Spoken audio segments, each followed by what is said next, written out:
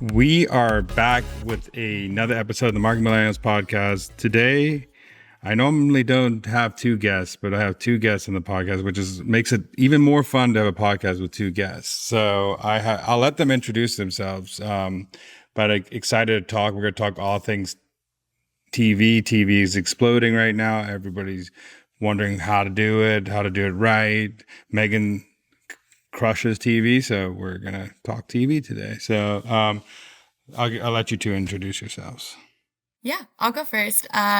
My name's Meghan Shea. I lead growth marketing at Bonafide Health, which is a women's health company that was really built to solve problems that women have been told to ignore for a very long time, specifically around menopause and women's sexual health.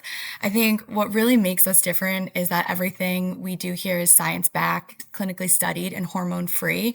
And from a growth perspective, like our job is to really translate that science into trust, and really meeting women where they are without talking down to them, but really educating them so that the brand feels credible and human.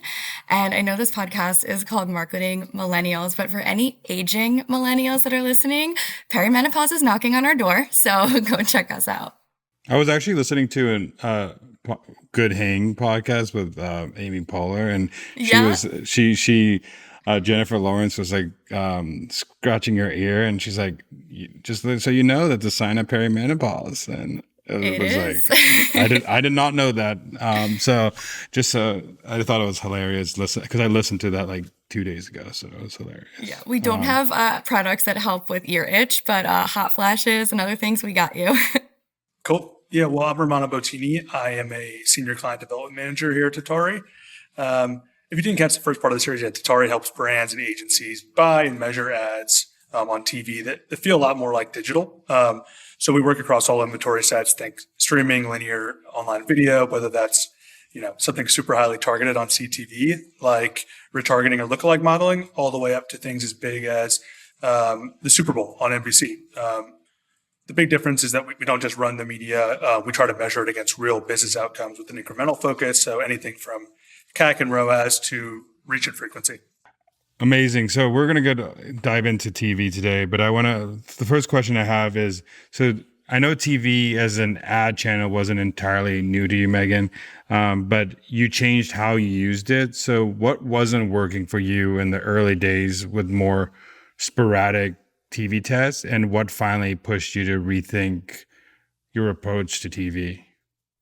Yeah, so earlier on in our TV journey, we were working with a different agency, and honestly, the data was so fragmented. Reporting was delayed, which was a nightmare, and we weren't really able to see the way that TV impacted like our marketing efforts as a whole. So when we switched over to Tatari, that really gave us the transparency and ultimately like the trackability that we needed to prove it out. When I say prove it out, like we were a small company at the time. It's like talking to our CMO and talking to our CFO and really justifying that this deserves a place on the media plan, especially with linear. As I mentioned, like we're a menopause company, so our core demographic is really 55. So while everyone's kind of like talking about streaming and like on that boat right now, we're there too, but linear is still a huge, huge priority for us. Yeah, Meghan hit the nail on the head. Fragmentation is like a huge story in TV right now. Like she mentioned, everyone's talking about streaming taking over, which is true, but the reality is like linear still makes up half of viewership when it comes to TV today, and even more when you look at like ad-supported viewership. And so when you start to think about like the picture, right, you've got audiences across linear, streaming, you've got new publishers emerging and then other ones merging, and it gets really complicated fast. So if you're trying to measure TV in different silos, it can just be like really, really difficult to understand what's actually driving results. And that's ultimately why having a single partner that can kind of give you access to all that and measure it all head to head is that much more important. What were you, just so people know, like what were you doing before as like, what did the process look like before to what is it now? Like, I know it was fragmented, but like how much of a struggle was it for you? Oh, yeah. So I would say everything that we do when we were D2C only was very digital, and we're in the age of like instant gratification. So we wanted those numbers now. We're spending money. We want to see how it's doing for us. Before we were working with Tatari, we were on almost like a 2 week delay on getting that reporting. And we work with Rockerbox as our MTA, and it was a manual ingestion process. So not only was it a 2 week delay for us to get the data, it then took even longer to sort of get it into Rockerbox. When we switched over and we have like Tatari's Pixel on our site, everything is so seamless because they have that integration. So we're able to see with no delay, like what our CACs look like on pretty much a daily basis.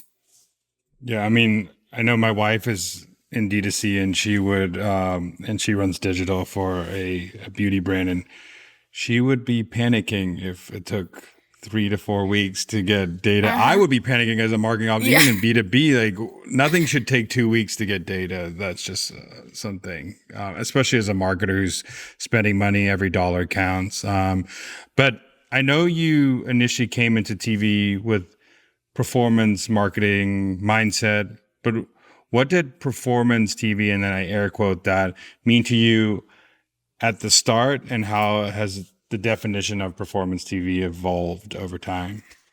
Yeah. So when we first started in our early days, like CAC was king, right? If you wanted a spot on the roster, aka the media plan, like you had a number that you had to hit.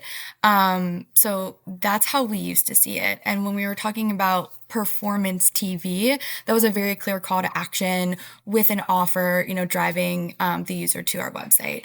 Not only has our view on TV expanded, but we've expanded as a business. We're now omni-channel. We're on Amazon. We're in Target. So we have to understand the halo, really, that's happening. And it's not just about the CPA that Rockerbox or MMM is telling us that TV is driving. We're really looking how it's impacting other channels. So some of the things that we're looking at is like how CAC is shifting on other channels. What sort of increase are we seeing in brand or semi-branded search? Like, what does that movement look like? And ultimately, our mix shift, right? It's not all coming to D2C anymore. A lot of our purchases are coming on Amazon, and that's from the halo from TV. We've also really worked our way up the funnel. So like I mentioned in the beginning, our creative was very direct response focused, with a clear call to action, and an offer.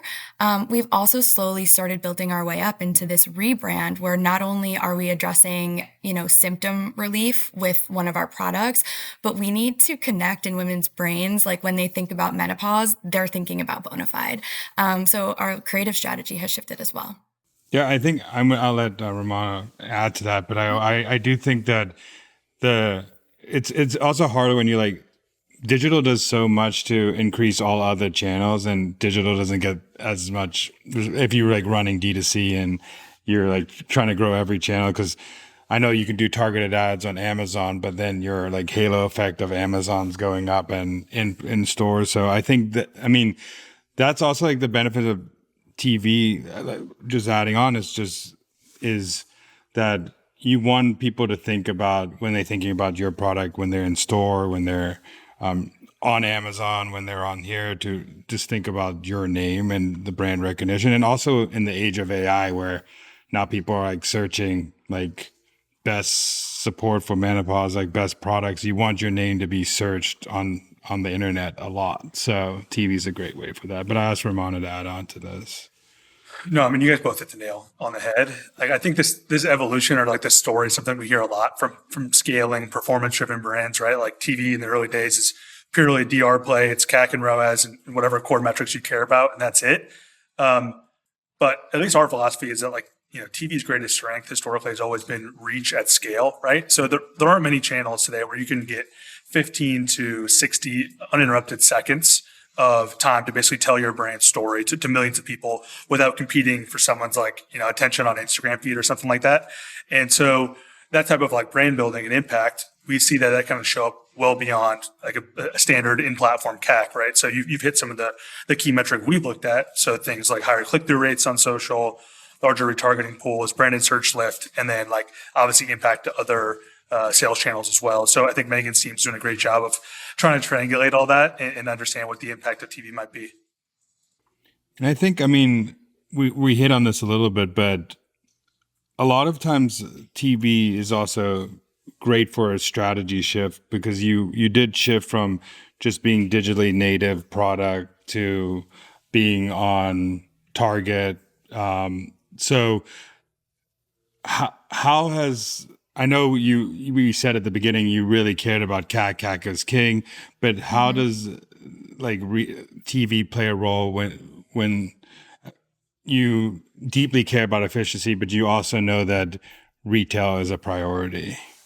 100%. So, I mean, some may argue that we did it backwards, right? We expanded our physical availability before we expanded our mental availability. So, that is really what we're focused on this year, right? We're on Amazon, we're in Target, we're there. But if people are walking by the shelves and they don't know us, it's going to be a really hard sell in Target. So we're really, really focused on expanding that mental availability, and TV is there to help.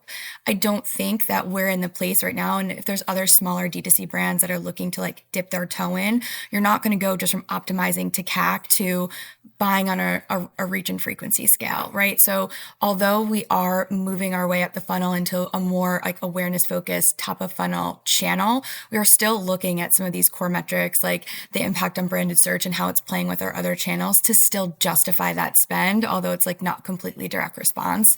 But it becomes super important. And in many ways, TV has almost become like what I'll call a legitimizer. I mean, anybody can run ads on Meta. Like my neighbor is running ads for his painting business, like on Meta. But right, I feel like, especially for our demographic, a little bit of older women, maybe millennials and younger, a little more marketing savvy, but TV has definitely been a legitimizer and super helpful as like a tool in our toolkit for driving at retail. Also, I mean, what's good is as a small test, like you're in this store in Target, you want to see if store sales go up in Target, but also are they lifting D2C sales in a region? So you can run like a test in a region to see if there's in-store purchases and D2C lift in D2C sales in, let's say, a market that you're trying to grow in, or you really know what you. That's some things I know a lot of people do with like a new channel of TV when they start doing regional buys.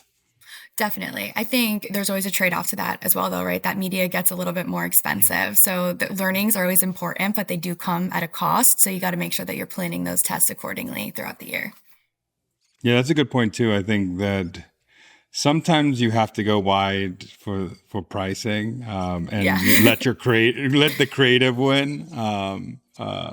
I think that's super smart. Romano, what you want to add into this part? No, I think that's all relevant. Yeah, like Megan hit on this too, but especially on the linear side, pricing can be pretty pricey when you start to think about like the operational and opportunity cost of running a test like that. I think CTV today is like very easy. It's the minimal when it comes to like actual operational gains from doing that. And like if that's a learning that a brand wants, we're always in the camp of like doing other things and bringing your own measurement to the camp to the brand so that we can triangulate TV and that impact it in many different ways. So I think streaming is definitely an easier sell on that front. But yeah, overall, like happy to do that for our brands.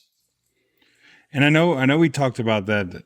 It's pretty expensive to do regional buys and stuff like that. But a lot of like mid-market brands, not like truly huge and like big DTC brands, like worry about like premium TV being out of reach. So, like, what convinced you to test like higher profile placements like Wheel of Fortune, Jeopardy, or even CNN's New Year's Eve? Yeah. So I would say that we lean into these around key time. So Q5 when inventory is cheaper. I mean, who does not love a good bargain? I am a TJ Maxxinista at heart. I love designer for less. So when these opportunities pop up, I know one of the things we were talking with our reps about was sort of like these fire sales and fire deals. Making sure that we have a little bit of pocket of budget so that when we're planning our TV budget, we do have a little pocket that when these fire sales come up, we can really take advantage of them. So that's one, and just making sure that you're being smart in the time when you're buying them, and sort of aligning them with like tentpole moments. Q5 is one that's big for us because that leads right into Q1 when we're really leaning into wellness. But then also sort of like accepting the reality that this might not convert or hit the same way that our regular buys do. So it's not just working in a silo on the growth team. It's like tapping our counterparts. So the e-com team and the lifecycle team, and making sure that they're aligned with the buy, they know when it's airing, and they're ready to like capture that traffic and put them in the right flows and convert them downstream if needed. Yeah, that's a good point, because I think like a lot of people don't set up the operations and the back end so they could do buys like this. Because if you haven't set up things in the back end to be, or have creative ready to go just in case a Q5 fire sale goes, and it's also perfect for a brand where people start thinking about things going into New Year, and they're thinking about wellness. They're thinking about what should I get. I'm worried now. I'm like, especially millennials, like we love like a New Year's wellness. Yes. Yeah. So I think it's No, good for that your sure. team sets that up. Agreed. Yeah. I mean, just for a little context, like that stretch of Q5 is like super advantageous for brands just like Bonafide, right? That are like resolution focused, or just like health and wellness in general. And like the operational side of it, what happens is basically there's a giant inventory surplus, or it depends on the network and whatnot. But a lot of advertisers' campaigns will wrap up, like that Q4 kind of seasonal demand dries out. And so like in short, you can see inventory come at like a significant discount, right? So I think as an example, we had a few clients this year book things like college football playoff games at 50, 60% off the original asking price. And so if brands are, looking to kind of capitalize on that, they can use Q5 to, launch TV aggressively heading into Q1 and kind of build that reach quickly and create a lot of momentum heading into their peak seasonality. Lucky this is like a niche podcast, so like people who are not a bunch of people are going to run to do Q5 ads this year. So like there's not a million. So that's a huge tip that I didn't know, that it's a fireside sale like for some of those premium spots in Q5. So I think that's so Megan, so if your price goes up, it's not my fault during that. I let the cat out of the bag. So I mean, you said you also said that TV works best during key moments like Q1 or like seasonal pushes or launches. So how do you actually change your strategy during those periods?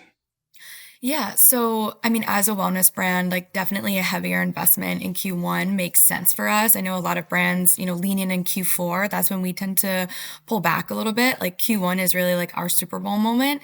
And then that also gives us, we could take more risks in Q1 because then that gives us more time to claw it back throughout the year. We're also thinking about creative tweaks and seasonality. So, unfortunately, like, obviously for a clothing brand, right, they're going to talk about bathing suits in the summer and coats in the winter. Well, for us, women tend to just deal with their hot flashes in the winter when it's like, I don't know, in New York, 5 degrees outside right now. And it's a little bit colder, so they'll deal with them. But we really lean into hot flashes in the summer, when it's 90 degrees, and we know that those can be unbearable. So it's really switching out our creative and getting strategic in that way. We also have used TV, and, this was definitely a learning moment for us for new product launches. So at the end of 2024, we launched a hot flash innovation, but we didn't end up getting support with TV and like I would say overhead coverage for our media until the summertime, which I think was a miss because that's when it really like started to pick up. But I think we could have gained momentum if we would have had TV in market a lot sooner. And we have a new innovation coming in the first half of this year, and you better believe that we have TV like ready to go as soon as that product is launching. So that was a lesson learned for sure.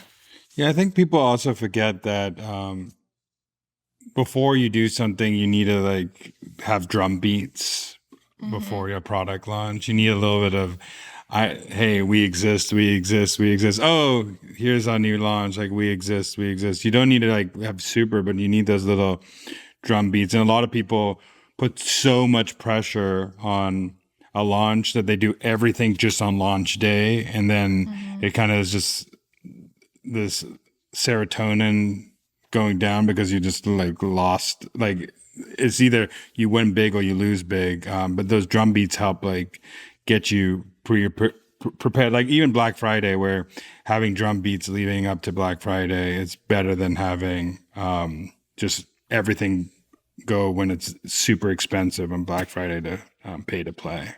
100%. And I think that our product specific ads are those drum beats. So we talked about before, like really connecting menopause and Bonafide at the top of the funnel.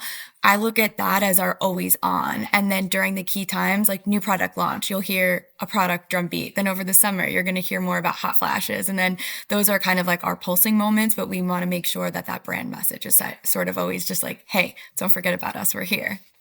Romano, what other brands? I know you work with health and wellness, but what other types of brands could like use this like strategy for like product launches, Q1, Q5? Like what are you seeing in the like TV space?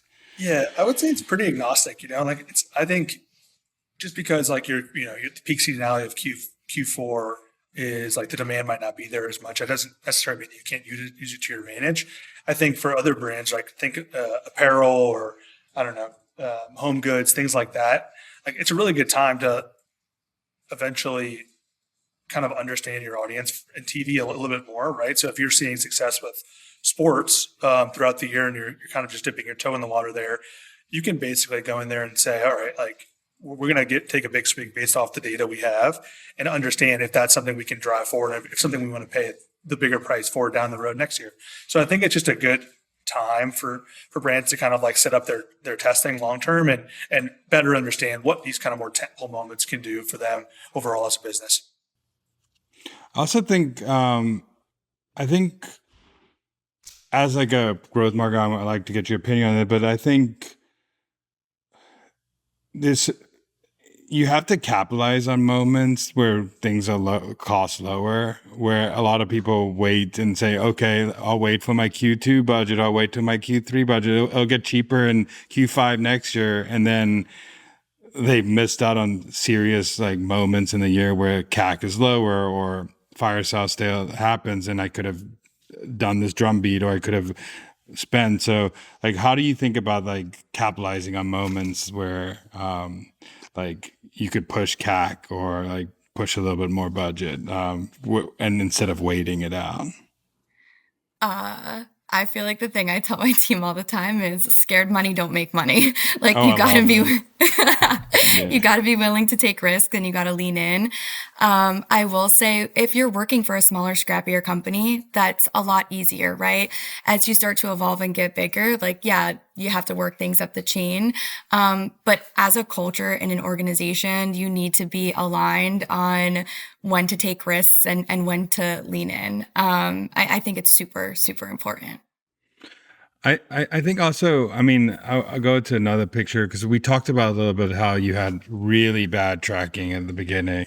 And I think still a lot of brands are stuck with like one way to track things and one way to track things normally leads to saying Meta and Google are the best channels because Yeah. it's like a walled garden, those channels. And they're, if anybody knows, they're trying to make money and keep people on Meta and Google. So how is like your approach to like multiple measurement strategies gained your confidence of TV as a channel?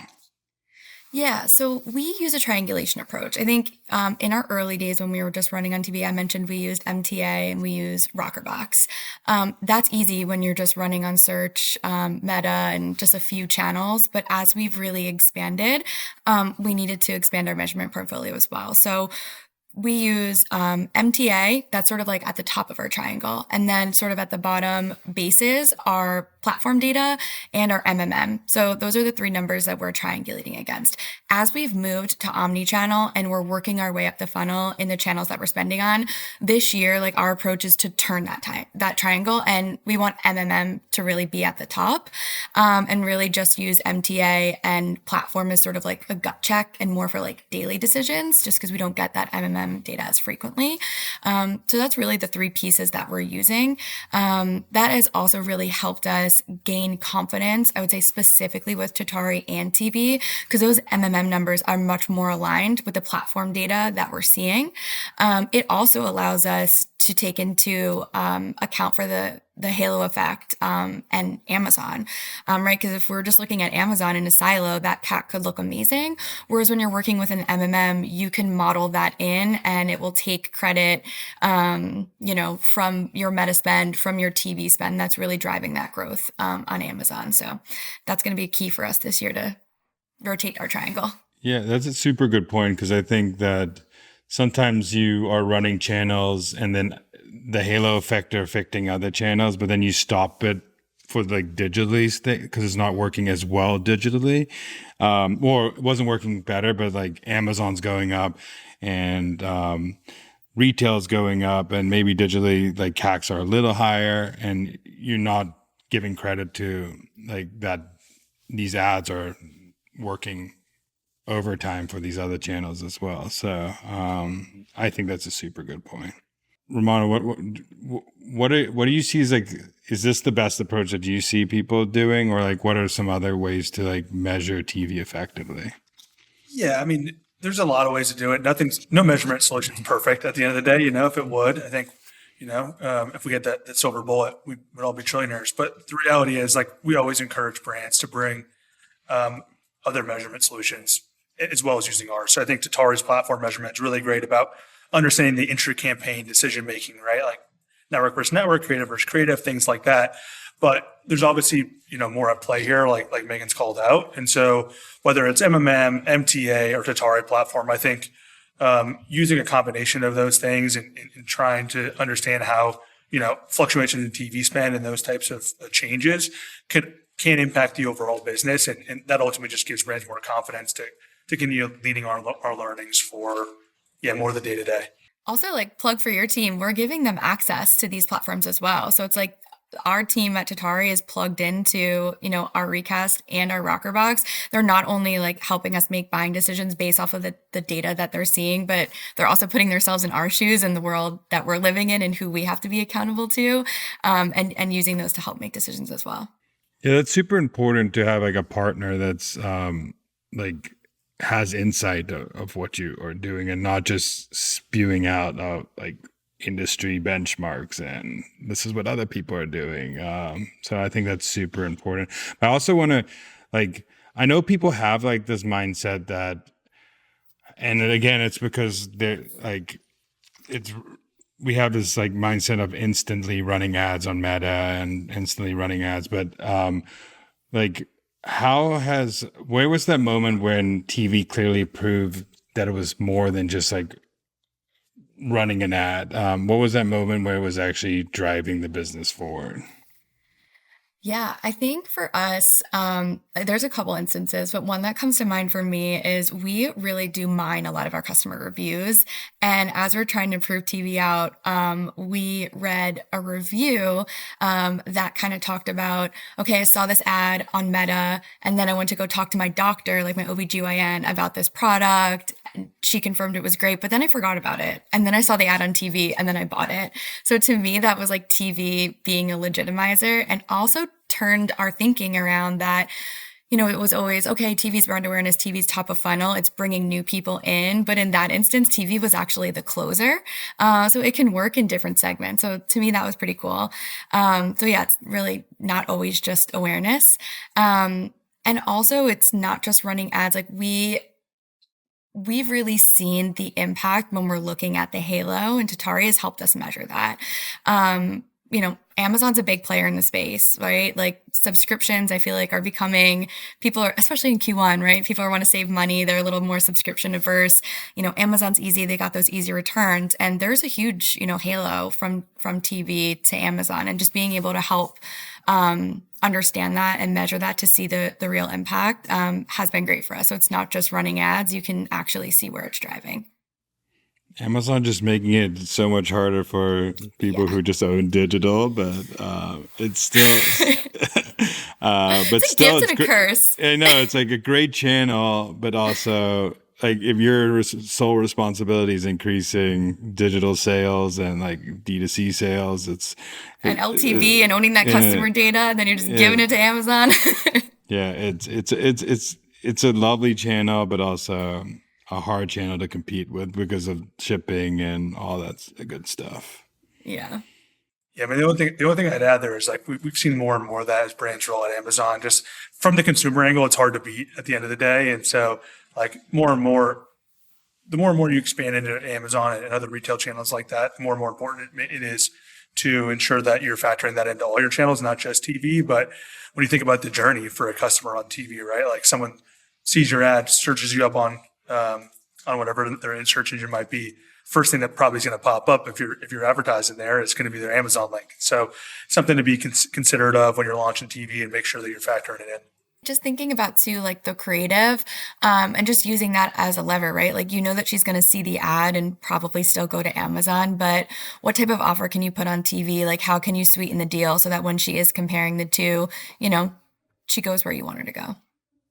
Yeah, I know. I mean, I know because my wife owns digital, so they like there's like product specific. There's bundles that are like digitally native. There's this product is not on Amazon. You have to be like very smart in ways of packaging things to make it better than Amazon. So like that's super smart. Is like creative is the targeting, but the offer, like people don't test offer as much, and I think offer is like super important to like drive that next behavior because there we talked about like sometimes it's a great way to just keep people top of mind and like have that like be the closer on whatever channel. But if you want them to be a closer on the channel that you want to point them to, you might need to have a better offer for that channel.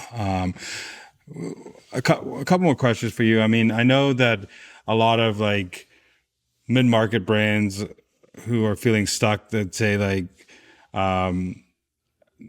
too big for tiny TV tests, but too small for like these big tentpole buys. What did you do to unlock TV as a repeatable growth channel? Yeah, so I think for us, it was really, selling it in to, our CFO and at the top of the chain. One thing that I repeatedly kept on referencing was a study published by System One, really leaning into this thing called the doom loop, right? And I feel like if you're a D2C brand and you grow to 50, 75, 100 million, you're kind of like stuck in this sweet spot almost where you probably are running on the same channels as everybody else, maybe over optimizing and overspending in certain ones and kind of like afraid to take that next step. And it really does put you in that loop where if you're not growing awareness or like expanding that mental availability, you're going to get stuck and you're going to get crushed. And I really needed to kind of sell in not only brand awareness, but just working our way up the funnel with the media plan, not as awareness, but as a multiplier, right? This is a performance multiplier. And that's how I was thinking about it and selling it in. Because I think too, if you're working at a smaller company and you're a smaller brand and somebody hears TV, they might get a little scared. We're not ready for that. But that's not true. So I really had to sell that piece in, and it was just getting that first test and proving it out that really helped it for us. Yeah. Yeah, I mean, that's like the age old issue is like you got to hit a number right now, but I also have to hit a number in for like 9 months or a year or 2 years. And sometimes if you just stuck in like being so performance heavy and only on just like that the buyers right now, you are not educating the buyers who may have the problem, but they can't describe what the problem is. Like to say, like they're getting hot, like they're getting hot, but they don't know why they're getting hot. And then like they realize they have menopause, but they don't know like what to do for menopause. And then now they're like, okay, I know I need something to control this because it's unbearable. And now I know you're the solution. I think there's like so many like levels to like problems that people, and if you only at the end of the curve where like you're telling people that we're the solution to this one problem that you're having right now, not like something that is happening and I don't know why it's happening. You're losing out on those potential buyers that could buy 6 months, a year, 2 years, 5 years from now, which is super important to capture. Especially if you're a supplement business like us. I know you said, I think you said your wife works in beauty. The amount of money that I drop on makeup without a thought is horrible. So hopefully my husband's not listening to this. But for a supplement and an ingestible and something that you're putting in your body, education is key. And just really that credibility and validity. TV definitely helps with that. So that education piece is key for us. Especially millennials. I mean, we always want the like science back, like this is the best thing, the cleanest ingredients, like how's it gonna, and we needed like data to prove it. Or an influencer to tell us. We need an influencer to tell us. I will tell you, right? I feel like science. We need an influencer to tell us because science backed is basically, honestly, table stakes now, right? And if you have one ingredient in your supplement that's clinically studied, you can label it as clinically studied. We clinically study our entire formulation, right? But at the end of the day, does the consumer care about that when she's like scrolling through her feed and only has 5 seconds? No, she wants an influencer to tell her. I use this for my menopause, basically. Like, or I'm perimenopause, and this is helping me. Or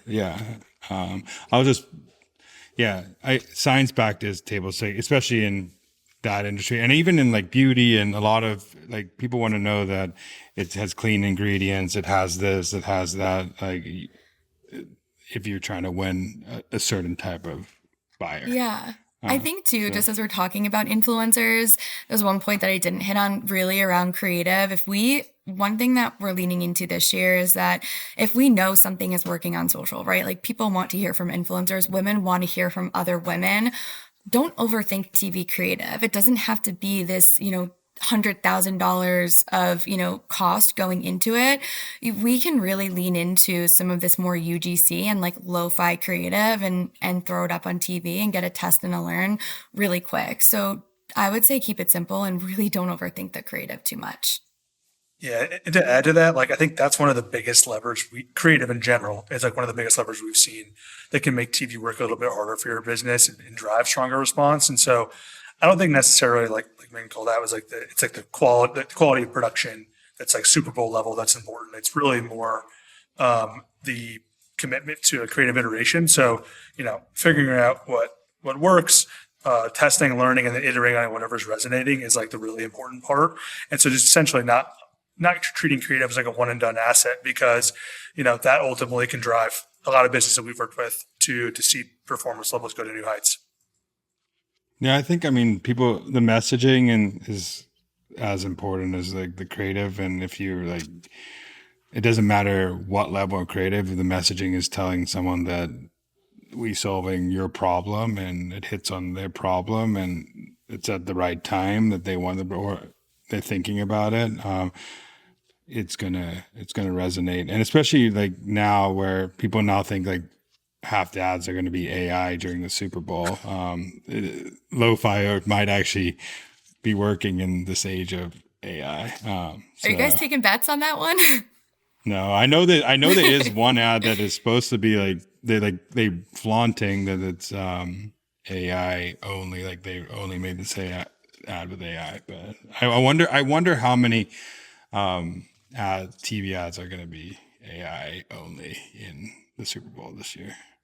I see more and more. I would be surprised if it wasn't at least one or two. Yeah.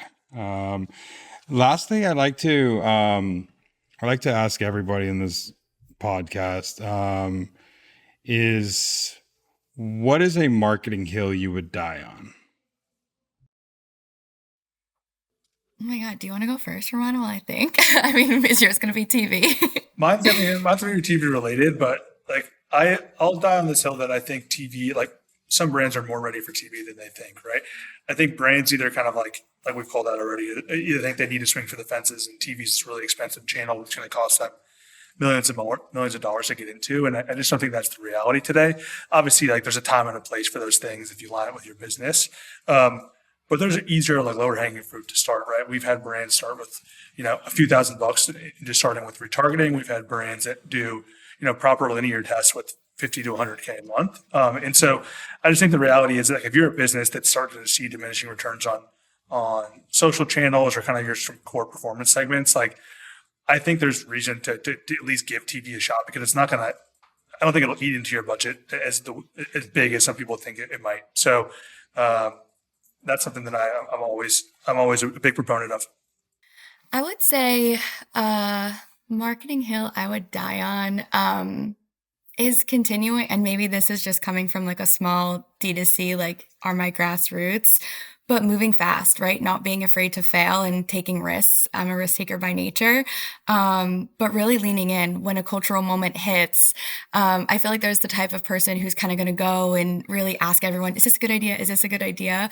Like, we're all marketers and we have that gut instinct. If you know something's going to hit, like, don't be afraid to advocate for yourself and continuing to lean in, because it's the brands that are taking the risks, are being a part of the cultural moments, and are sort of doing these things that you're maybe not going to see that immediate return on ROI, but really they're getting talked about, and those are the ones that are going to be here in the long game. And if we just continue chipping away and playing by the rules, like you're really not going to make a splash. And you look at Grüns, you look at all these other brands, they're making a splash right now. They're moving really fast.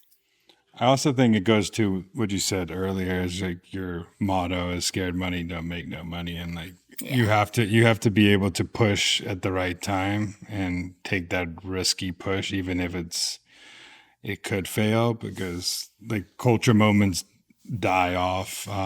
CACs get higher. They're always going to get higher. That's how these platforms make their money. But if you're good at pushing when you need to push, or you found a good creative that works, you don't just take your foot off the pedal because of next month or next year, or you just go and push and see what works. So I agree.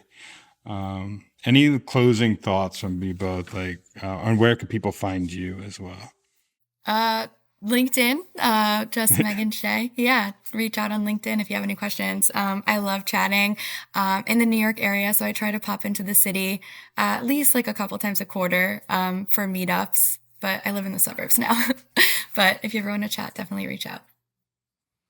Same here at LinkedIn, Romano Bottini, or visit Tatari.tv, and I'll be sure to reach out. But yeah, always around at some of the trades, conferences and whatnot. So if you see me around, feel free to grab me and talk my ear off.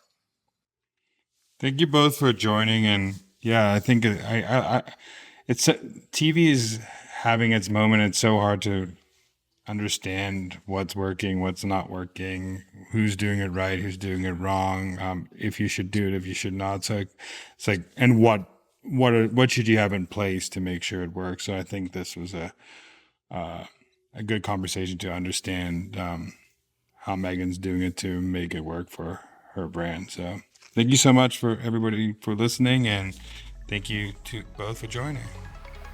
Thanks, Daniel.